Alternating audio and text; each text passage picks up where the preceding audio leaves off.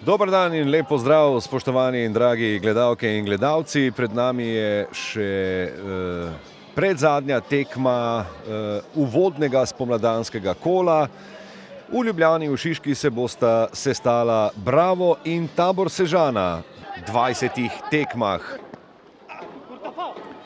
Tako da to je seveda velika težava, ker ni Sikimiča Stančič je pobegnil, velika priložnost in prek vrat.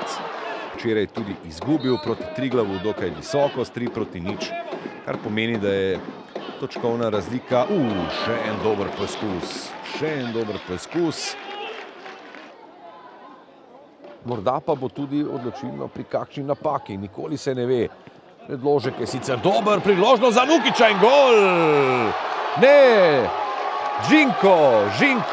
Luka Žinko je strelec na začetku 28. minute. Kot strela z jasnega bi lahko rekli, da je zdaj le padel tale zadetek. Nekaj zmede je bilo v kazenskem prostoru Tabora.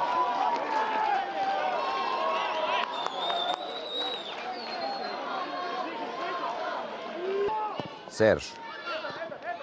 Dobra kontrola Marija Babiča, zadržal je žogo v zahtevni situaciji, odlična podaja, to mora biti izenačenje in tudi je. V 41. minuti krasna Babičeva podaja, ki je dobesedno prerezala domačo obrambo na pol. Bongongi pa te priložnosti ni kanil izpustiti, odličen zaključek Kamerunca in izid je tik pred iztekom prvega polčasa izenačen in vrnjen na začetno izhodišče. A ima ob teh 8 vstopih v igro zabeležen torej tudi dosežen zadetek. Tako da morda je lahko tudi adut iz rokava za Dejana Grabiča. Poglejte to!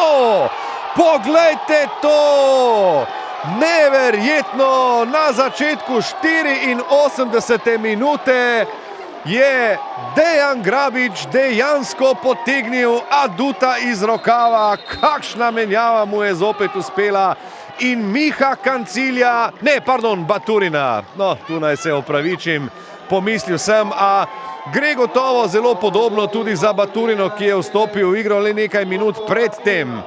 Tako da prišlek, okrepitev, menjava.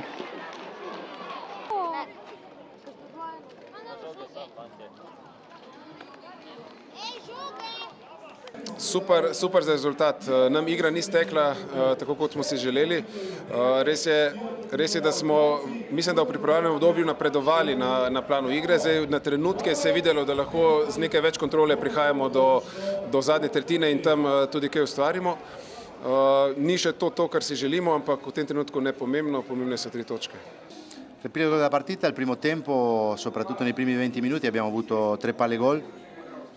L'avversaria sapevamo lo stile di gioco, ma praticamente in tutta la partita, a parte il secondo gol, non ci ha creato una palla gol. Quindi in definitiva mi dispiace che non abbiamo fatto qualcosa di più a livello di gioco nel secondo tempo, perché questa era una partita che si poteva vincere.